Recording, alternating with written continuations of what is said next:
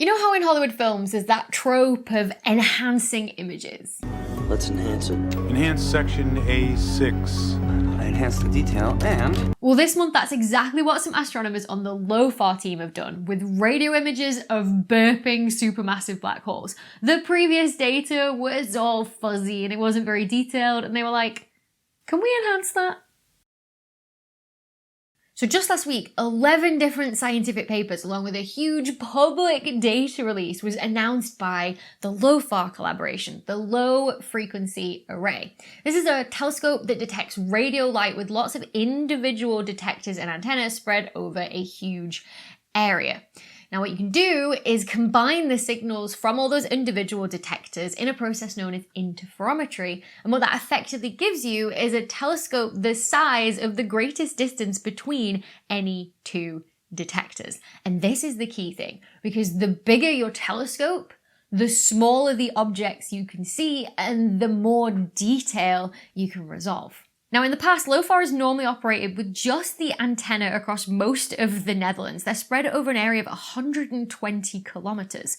But the data drop from last week uses 70,000 antennas spread across Europe, separated by 2,000 kilometers. If you compare that to the 120 kilometer distance of the telescope they were using before, what it effectively gave them was a telescope that was nearly 20 times bigger, which meant that you could see detail that was nearly 20 times smaller than before. We call that an increase in resolution. It's the scientific equivalent of shouting, "Enhance!" Now, mostly what you see when you observe the night sky in radio waves are the jets from the regions around supermassive black holes, or burps, as I like to call them. Now, we think there's a supermassive black hole in the center of every galaxy, and I've made a video before on this channel about all of the research that piled up over the 20th century to make us believe that, if you want to go check that out. But essentially what happens, if you funnel material towards that black hole, if you send material towards the center of a galaxy, the black hole will start to grow. The black hole is spinning though as well, so material that comes close to it, it kind of ends up like pizza dough, right? You know, you take a bowl of pizza dough and you send it spinning above your head and it flattens out into, well, a pizza base, a disc, right? The same thing can happen to material spiraling around a black hole. And all of that material is moving incredibly fast. There's loads of collisions going on. It's essentially all jostling to become part of the black hole. Now, a black hole is not just an endless hoover. It will take a really long time for the material in that accretion disk to actually become part of the black hole because of all the pressure and the collisions. And if you throw too much into that region around the black hole, then the pressure, well, it gets too great and it has to be alleviated in some way in the form of a jet or an outflow of material from those regions. It doesn't come from the black hole itself, it comes from the actual accretion disk where that pressure is so great. This is why a burp is the perfect name for it, right? Because sometimes you get too greedy and you drink too many fizzy drinks and then you gotta let the pressure out somehow. Same thing for a black hole, they're only human. Or not. Now, we're not entirely sure of the processes that launch these burps, or jets or outflows to give them their proper scientific name. We think it's something to do with magnetic fields because the accretion disk is a plasma. You've taken the electrons out of the orbit from around the proton. You've just got free charged particles roaming around. So if you have a magnetic field, that can funnel those charged particles. And they end up being launched at close to the speed of light. So these jets are incredibly energetic. These jets can end up being larger than the galaxy itself, which, considering the scale of the tiny supermassive black hole in the middle, is absolutely incredible. We don't have a really great idea of how they're launched. If we could observe them in greater detail, perhaps with an incredibly large sample, perhaps over half of the sky, then we'd have a chance, which is exactly what LOFAR has done. They surveyed the entire northern hemisphere sky in radio waves to help us better understand not only the structure of these jets that are launched from the centers of galaxies, but also the differing scales you get as well. So this data release, along with the 11 papers that were published, is a big deal, especially if you study growing supermassive black holes like I do, but also for the engineering and technical advancements that have had to occur to make this possible. So most radio telescopes that use this method of interferometry, the way they do it is they get all the signals coming in from all the individual antennae and they combine them in real time, like on the night, right, while the observation is taking place, get the resultant image and just save that image and then discard all of the raw data from the individual antenna. LOFAR, though, doesn't do that. They save all the data from every single individual antenna that's taken on the night during observations and then combine them after the fact. In fact, they've written this whole pipeline that people can use to combine the signals to look at whatever object they're interested in. And that's one of the things that they've explained in one of the scientific papers that was released last week. And it really is an engineering marvel to make this possible, because the servers that are hosting all of that data and storing it all as well have to cope with 13 terabits of raw data per second while the telescope is actually taking observations. That's 1,625 gigabytes per second, right? My phone is 128 gigabytes. Just my phone, right? So you can imagine it as like, per second, you've got 13 full camera rolls of phones coming into these servers that they have to save and then somehow be able to access later. This is the huge challenge of radio astronomy, and it makes my work, with optical telescopes seem a lot simpler in comparison, because there you just got one telescope and you just essentially point and shoot. So I called up some of my colleagues on the LOFAR team to chat to them about some of the technical challenges behind making LOFAR actually possible, but also some of the new science they've been doing with these incredibly detailed, high-resolution images. First up was my old colleague from Oxford, Dr Leah Morabito, who's now an assistant professor at Durham University and who led the LOFAR team. Right, so I am co-chair of the LOFAR Long Baseline Working Group, along with Dr. Neil Jackson at Manchester. And so this is a working group that's comprised mostly of PhDs and postdocs, and it's dedicated to all things high-resolution imaging with LOFAR. So LOFAR has antennas spread all across Europe, and pairs of antennas give us information, and the distance between two pairs of antennas is a baseline. And so when we say long baselines, we just mean talking about like the most remote antennas. And LOFAR is really special, isn't it? Because it doesn't combine the information in real time like a lot of these big radio and interferometry arrays do. Does it give you an advantage in some way to do it after the fact? Yeah, so it is what's known as a software telescope, which means that the antennas don't actually move themselves. So we have to introduce things in the signal path after we've recorded the data to be able to point to the telescope. So this is called electronic pointing rather than mechanical pointing, because the actual telescope, the actual antennas don't move. And so by doing this after we've recorded the data, but before we've combined it all together, we can point the telescope in different directions in the sky. It just gives us a little bit more flexibility to be able to do this. There are some limitations. You can't just point in any particular direction that you want to, because the individual antennas have their own field of view. And sometimes we just have to reobserve, because the ionosphere, which is the most distant layer of the Earth's atmosphere, there's a lot of free electrons running around up there, and they kind of, it's like trying to look through water, right? Like you get all of these waves and everything, and it distorts the image coming in. And so the ionosphere, if it's bad for a particular observation, we just have to reobserve. We can't do anything about it. I love the idea of just like you guys sat in your offices and like looking at some, like an image that's coming out, some data, and you're like, damn that ionosphere. Yeah, definitely. Just cursing it. I've really helped develop the way that we do this data calibration and figured out all of the issues. And been, as part of this working group, we've built a pipeline. And so that's what I've been leading, is building this pipeline, which will hopefully make the data calibration more accessible to people who aren't, they don't have to become an expert to use the pipeline. Yeah. Like I had to become an expert to build the pipeline. Yeah. So you can just sort of produce them with the final data product and be like, go forth and do science.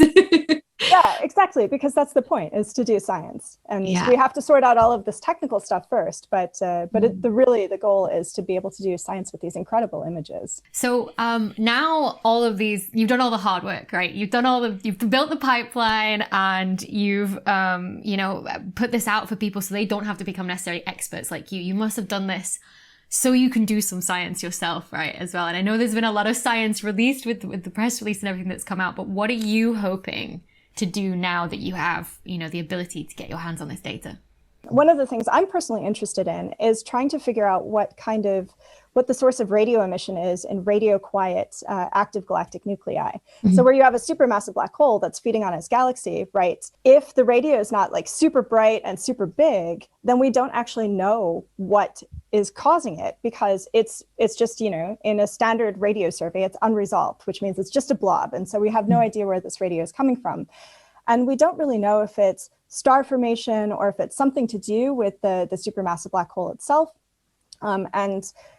People have done little studies, smaller scale, and have gotten, have made advances. But what we really need is an all-sky survey where you can sort this out just, once and for all.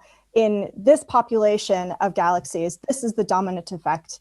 And you really need the large number of sources to be able to do that. And so you really need this kind of survey that we're starting to do now. I know you said it could be star formation, but is there, what's the hope? What's your leading hypothesis right now for what it could be? Well, I think one of the things is that we see these very large scale jets, right? And they're very big and bright, like Cygnus A, for example, very big, bright, beautiful radio sources. And for a long time, people just thought, you have these really large scale jets and that it must be something different on the small scale.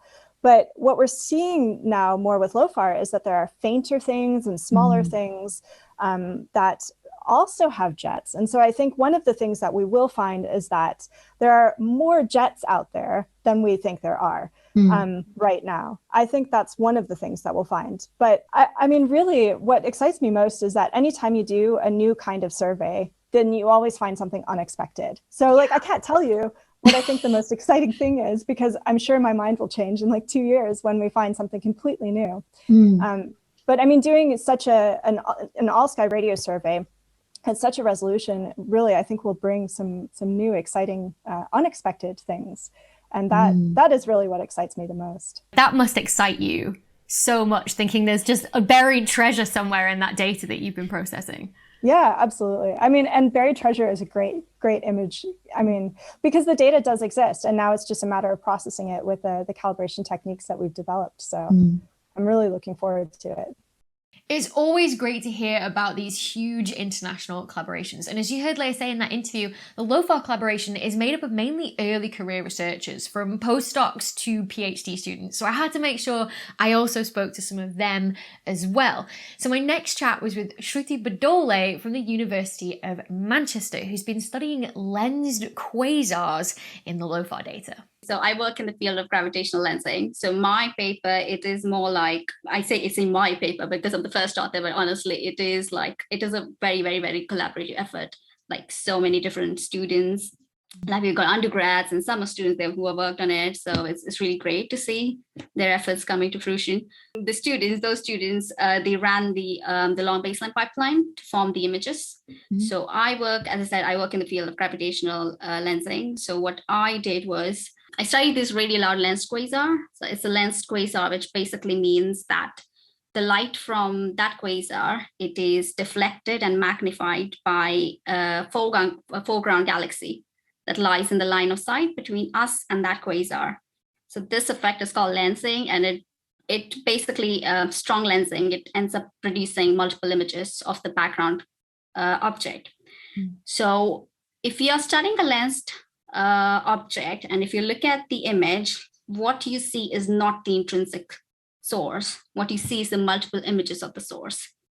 So what you can do is you can use the information from the multiple images to constrain the properties of the lensing galaxy and the intrinsic source. So what I did was I used a previously published model for the lensing galaxy to study the structure of the source. What the low frequency radio source looks like. And I bet you could only do this because you had the new resolution, right? Would it have just kind of looked like blobs, I guess, without the long baseline data? Yeah, so this is 300 milliarc second data we're talking about. Wow. So yeah, it's pretty great. So what can we learn by studying lenses with submillimeter and radio observations specifically? So a lot of things, really. I think the most fascinating thing about lensing is that it lets you see faint emission that you would not have been able to see otherwise. Like, for example, when I studied this source, the magnification caused by lensing is of the order of 20.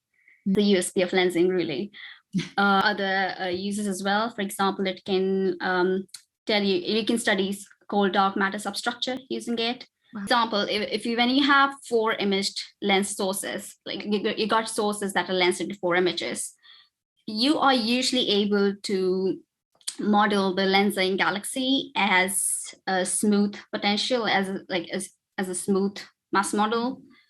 But sometimes what happens is if there's dark matter substructure close to the position of the lensed image along the line of sight, then that ends up perturbing the position and the magnification of the images.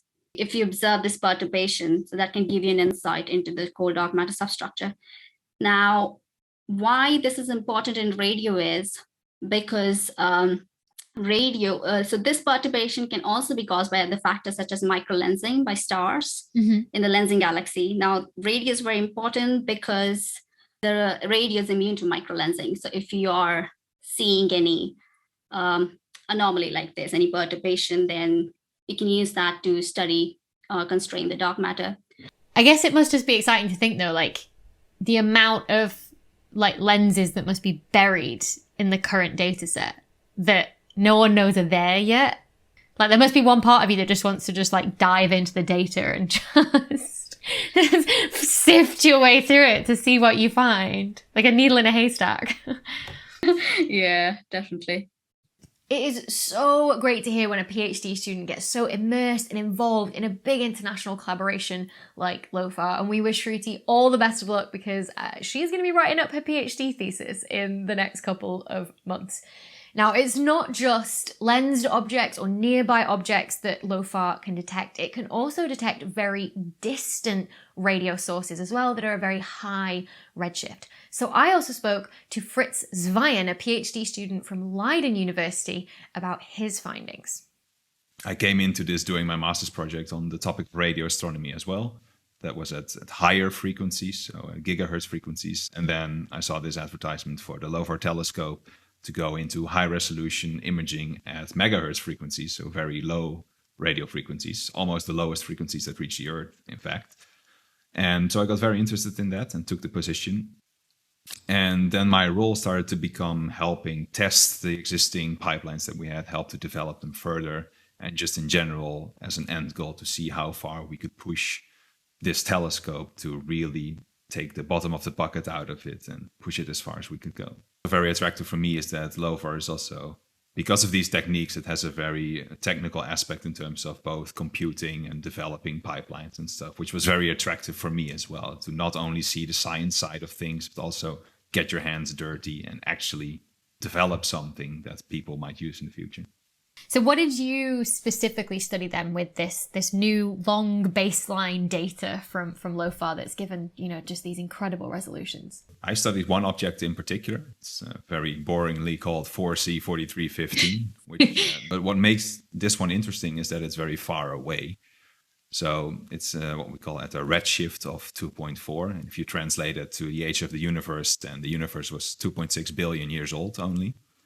So by studying this object, we have a chance to study both the early universe, but also a very young radio source in its early stages of its development. And there is a specific aspect of these sources that we wanted to study with this object, which is called the redshift spectral index correlation.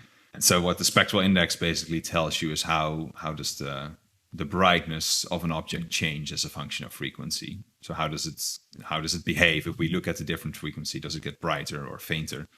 And it turns out that there is a relation between how it changes, so the slope of this change, and the redshift, so the distance that these objects are at.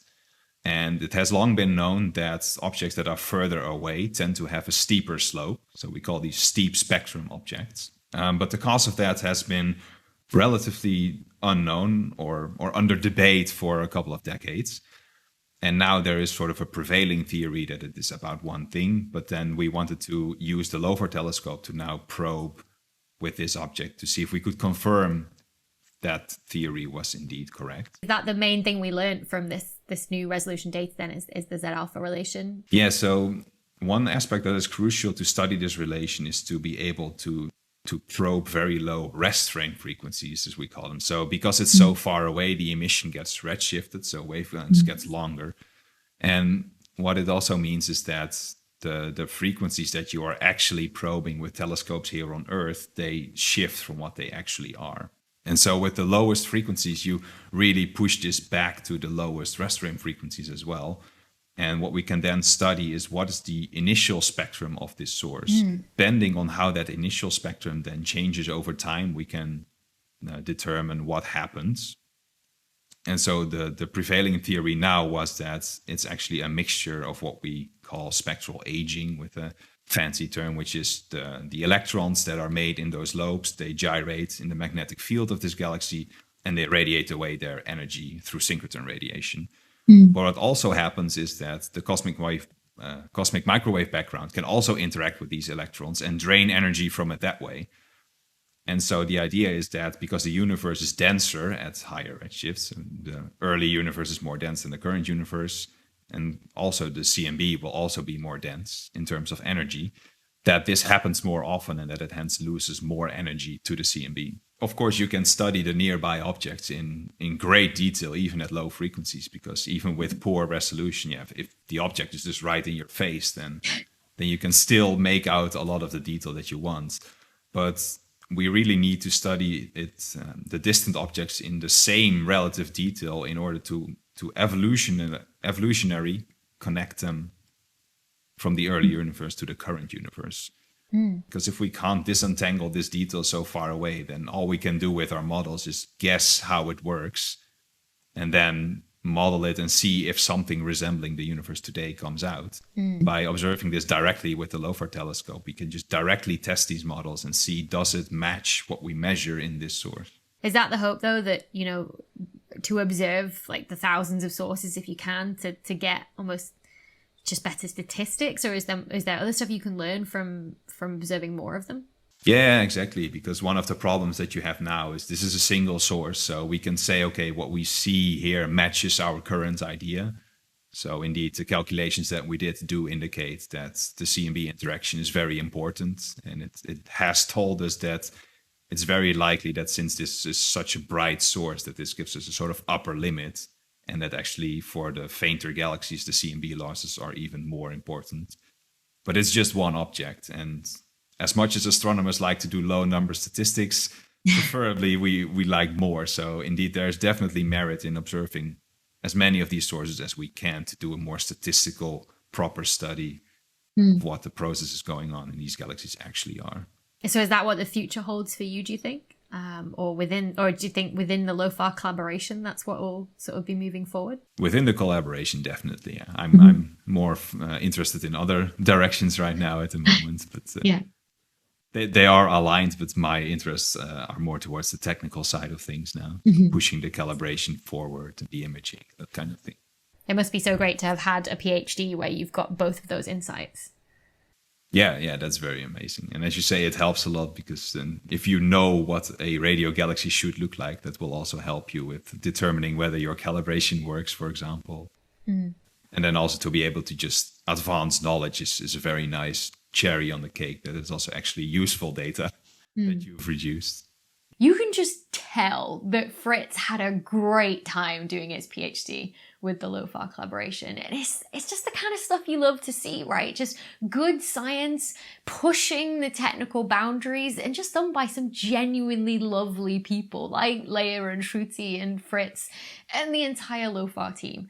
So I'm really excited to see what LOFAR does next. So I'm going to be keeping a very close eye on the newest astronomy papers published by the LOFAR team for more results from them. When that happens, as always, I'll report back to you what they find in an episode of my monthly Night Sky News series. But until then, happy stargazing, everyone. Whether that's with your own two eyes or a giant 2,000 kilometer radio telescope.